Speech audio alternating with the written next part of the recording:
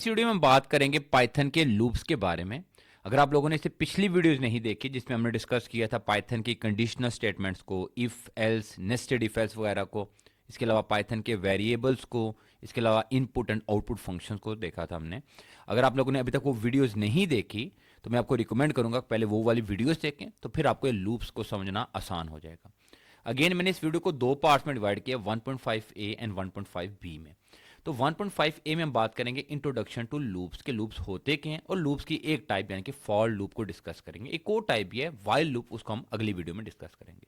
तो पहले समझते हैं कि लूप्स होते क्या।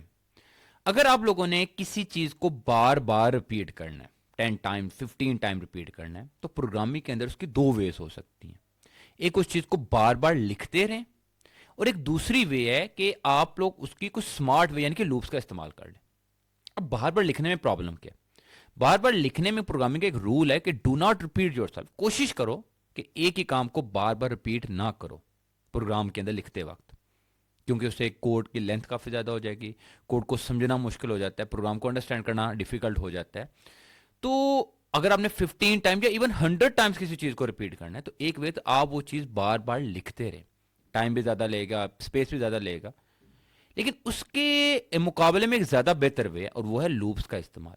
तो लूप्स का इस्तेमाल किस तरीके से करना है या किस तरीके से हमें लूप्स हेल्पफुल है, वो मैं आपको इस वीडियो में बताऊंगा। तो मैं यहां पर एक कोड सेल ऐड कर लेता हूं। अब मैं ये चाहता हूं कि एक मैसेज है पाइथन, वो 10 टाइम्स मेरे स्क्रीन यानी कि आउटपुट पे डिस्प्ले हो। तो मैं लिखूंगा 10 टाइम्स उसको प्रिंट पाइथन। मैं इसको कॉपी कर लेता हूं और मल्टीपल टाइम पेस्ट कर लेता हूं।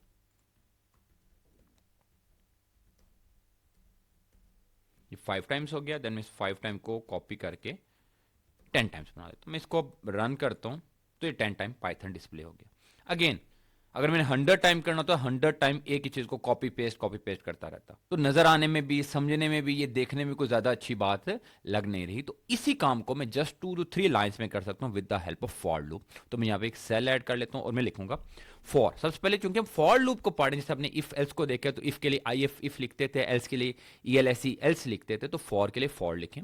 देन यहां पर कोई भी वेरिएबल लेना है आपने। नॉर्मली लूप्स के अंदर आई वेरिएबल को प्रेफर किया जाता है, लेकिन अगेन आप कोई भी वेरिएबल ले सकते हैं फॉर आई। देन आपने लिखना आई एन इन रेंज।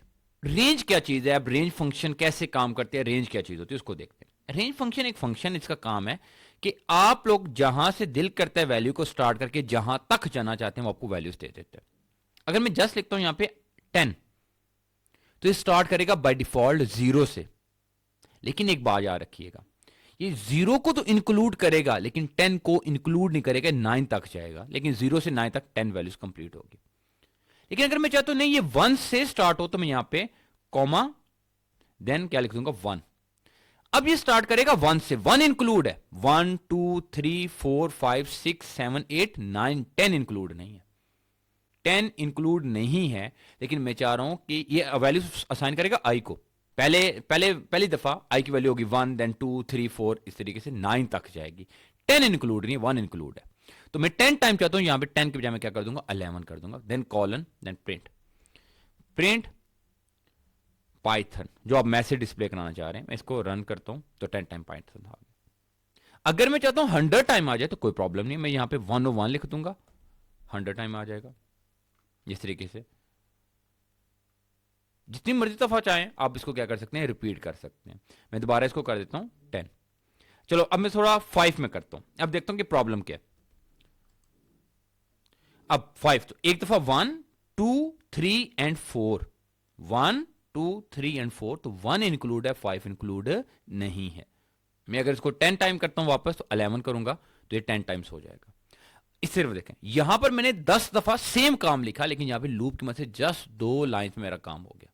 मैं 100 करूं, 1000 करूं, कितने भी टाइम इसको क्या कर सकता हूं, रिपीट कर सकता हूं। अच्छा एक और चीज होती है, समटाइम हम ये चाह रहे होते हैं कि मैं ना आई की वैल्यूज, मैं काउंटिंग प्रिंट कराना चाह रहा हूं। मैं चाहता हूं काउंटिंग 1 से लेके 20 तक काउंटिंग डिस्प्ले हो जाए, या 1 से लेके 10, या 1 से लेके 5। तो एक काम है लिखूं प्रिंट 1, फिर प्रिंट 2, फिर प्रिंट 3, सो ऑन। लेकिन लूप की मदद से ये काम करते हैं, फॉर आई इन रेंज 1 से लेके मैं कहां तक जा रहा हूं, 15 तक जाना चाह रहा हूं, तो मैं यहां पे लिखूंगा 16। अब मैं यहां पे कर दूंगा प्रिंट आई, मैं इसको रन करता हूं तो 1 से लेके 15 तक, लेकिन अगर मैं इसको 15 रखता तो आंसर आ रहा था 14 तक। तो इस तरीके से आपने इस बात का ध्यान रखना है कि ये फर्स्ट जो इसका पैरामीटर है ये इंक्लूड होता है, लेकिन लास्ट वाली वैल्यू एक्सक्लूड होती है यहां से।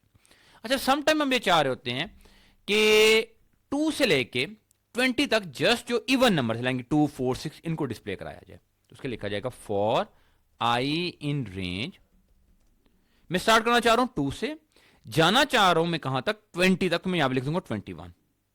देन अब मैं चाह रहा हूं कि 2 के बाद 3 ना आए, 4 आए, 4 के बाद 5 नहीं बल्कि 6 आए, तो मैं यहां पे 2 कर दूंगा। इसका क्या मतलब है, ये 2 है स्टार्टिंग वैल्यू, ये 21 है एंडिंग वैल्यू, और ये 2 है कि कितने का जंप आना चाहिए।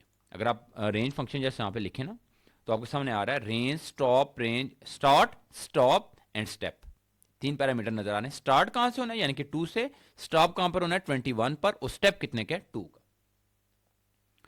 अब मैं इसको प्रिंट कराता हूं तो मैं यहां पे कॉलन ऐड करके, कॉलन के बारे में याद रखिएगा कि कॉलन सिमेंटिक्स को इंडिकेट करते हैं। अगर मैं कॉलन नहीं लिखूंगा या मैं अगर इसको यहां से स्टार्ट करूं तो अगेन ये एक एरर होगा, तो मैं प्रिंट आई, तो अब 2, 4, 6, 8, 10, 12, 14, 16, 18 एंड 20, तो जब हम कितने का भी कर सकते हैं कोई प्रॉब्लम नहीं। यहां पे इवन मैं -2 भी कर सकता हूं, जब इसको मैं रन करूंगा तो -2 से लेके 20 तक। तो इस तरीके से फॉर लूप हमारी हेल्प करता है जब आपने किसी चीज को बार बार रिपीट करना हो। आप लोग इसको हायर लेवल में भी यूज कर सकते हैं, आप काउंटिंग के लिए भी यूज कर सकते हैं, और किसी मैथमेटिकल ऑपरेशन के लिए भी यूज कर सकते हैं। मैं चाह रहा हूं कि मैं 1 से लेके 10 या 1 से लेके 15 तक नंबर्स को ऐड करूं, सम करूं। तो एक तो काम है मैं बाय डिफॉल्ट लिखता हूं 1 + 2 + 3 + 4 + 5, वो भी एक वे है, लेकिन अगेन मैंने बताया था कि हमने कुछ स्मार्ट, एक बेहतर वे देखनी है कि अगर कल को हमें कोई बोले 1 से लेके 100 तक करें, 1000 तक करें, तो फिर इस तरीके से लिखना, एक एक नंबर को लिखना थोड़ा सा मुश्किल हो जाएगा। तो हम उसकी वे देख लेते हैं। तो आप लोगों को सिंपली यहां पे लिखना है एक variable sum is equal to 0, क्योंकि अभी तक सम की कोई वैल्यू नहीं है, हमने लूप में सम की वैल्यू यूज करने तो पहले हमें इसको इनिशियलाइज करना पड़ेगा। Then for I in range, मैं चाह रहा हूं कि हम काउंटिंग का सम करने का स्टार्ट करें 1 से लेके और जाएं कहां तक, 15 तक जाएं। तो अगर मैं 15 तक लिखूंगा तो ये 15 को इंक्लूड नहीं करेगा, तो मैं यहां पे 16, और लिखना चाह रहे हैं तो 1 का जंप नहीं लिखेंगे तो भी बाय डिफॉल्ट जंप कितने का होगा, 1 का होगा। देन यहां पर sum is equal to sum plus I, then मैं इसको प्रिंट करा देता हूं, प्रिंट सम, और मैं लूप से बार भी प्रिंट करा देता हूं, प्रिंट सम। अब होना क्या है, होना यह है कि पहली दफा आई की वैल्यू नहीं है 1, सम की वैल्यू है 0 और आई की वैल्यू है 1, रेंज में आई की वैल्यू 1, तो 0 + 1 सम की नई वैल्यू हो जानी है 1, सम की नई वैल्यू हो जानी है 1, मैं यहां पे लिख देता हूं sum is equal to 1। Then next iteration में आई की वैल्यू हो जानी है 2, तो आई की वैल्यू 2, तो 1 सम की वैल्यू है 1, तो 1 + 2 सम की नई वैल्यू हो जानी है 3। देन नेक्स्ट आइट्रेशन में आई की वैल्यू नहीं है 3, तो सम प्लस आई यानी कि सम की 3 और आई की भी 3, तो 3 + 3 6।